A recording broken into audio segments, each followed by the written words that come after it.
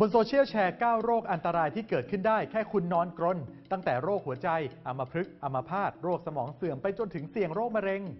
ชัวร์เหรอเรื่องนี้ถ้าจริงก็น่าตกใจและควรรีบบอกเตือนกันครับแต่ก่อนจะแชร์ต่อต้องเช็คให้ถูกชัวร์ศูนย์ชัวร์ก่อนแชร์สำนักข่าวไทยอสมทสอบถามกับแพทย์ที่โรงพยาบาลตำรวจครับนอนกรนเสี่ยงหลายโรคอย่างที่เขาแชร์กันนี้จริงไหมครับจริงๆการนอนกรนเนี่ยไม่ได้อันตรายค่ะแต่ว่าการนอนกรนจนกระทั่งทำให้มีภาวะหยุดหายใจขณะหลับจากการอุดกั้นต่างหากค่ะที่ทำให้เกิดอันตรายต่อร่างกาย9โรคอันตรายจากการนอนกรนที่เขาแชร์กันมีดังนี้ครับ1โรคหัวใจการหยุดหายใจขณะหลับนั้นเนี่ยจะทำให้ออกซิเจนในเลือดต่ำลงแล้วก็คาร์บอนไดออกไซด์ในเลือดสูงขึ้นส่งผลให้ไปกระตุ้นสารของการอักเสบทำให้เกิดภาวะเส้นเลือดหัวใจตีบและทำให้ความดันโลหิตในช่องปอดเนี่ยสูงขึ้นตามมาทำให้เกิดภาวะหัวใจล้มเหลวตามมาด้วยค่ะ2อัมพฤกษ์อัมพาตจากการที่เราเนี่ยขาดออกซิเจนก็เลยส่งผลให้เส้นเลือดถ้าเกิดอุดตันที่บริเวณในสมองก็ทำให้เกิดเป็นอัมพฤกษ์อัมพาต3ภาวะหัวใจเสียจังหวะก็คือเรื่องของการที่เราขาดออกซิเจนมาเป็นเวลานานจะไปทำให้มีอัตราการเต้นของหัวใจที่เปลี่ยนไปโดยพบว่าช้าลงเต้นไม่เป็นจังหวะ4เขาบอกว่านอนกรนเสี่ยงกรดไหลย้อนการนอนกรนมีความเสี่ยงที่จะทำให้เกิดกรดไหลย้อนแต่ในปัจจุบันนี้ยังไม่ทราบกลไกว่าเหตุใดถึงทำให้มีกรดไหลย้อนกลับขึ้นมาก็มีคนพยายามคิดกลไกหลายๆคนหลายๆทฤษฎีเกิดขึ้นค่ะทฤษฎีหนึ่งก็พูดถึงเรื่องว่าเวลาที่เรามีการหยุดหายใจขณะหลับทำให้มีความดันในช่องคอแล้วก็ช่องอกส่งผลให้ดูดน้ำกรดเนี่ยขึ้นมาแล้วก็อย่างที่2ก็คือเวลาที่เราหยุดหายใจไปเนี่ยร่างกาย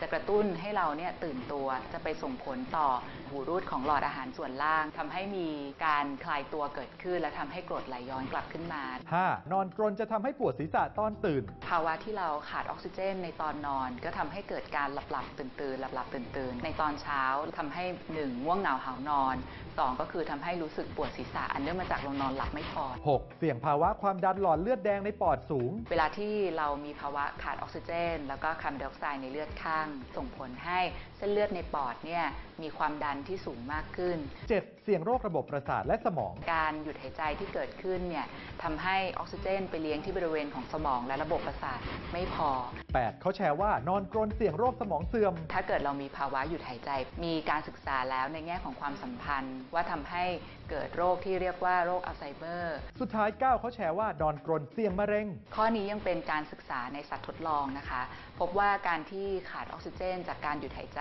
เนี่ยส่งผลให้มีการหลั่งสารเพิ่มความอักเสบแล้วก็ทำให้มีสารกระตุ้นที่ทำให้พวกเนื้อเยื่อเนื้องอกแล้วก็มะเร็งเนี่ยเติบโตได้เร็วมากขึ้นแต่ว่ายังไม่มีการวิจัยในคนหรือว่าในมนุษย์นะคะแต่โรคเหล่านี้แค่นอนกรนไม่ใช่ปัจจัยเสี่ยงเพียงอย่างเดียวคือเป็นผลมาจากการหยุดหายใจขณะหลับซะมากกว่าลำพังกรนเฉยๆเนี่ยอาจจะไม่ได้ทำให้มีผลเพียงแต่การกรนเนี่ยเป็นตัวบอกเป็นในแล้วว่าเราเนี่ยมี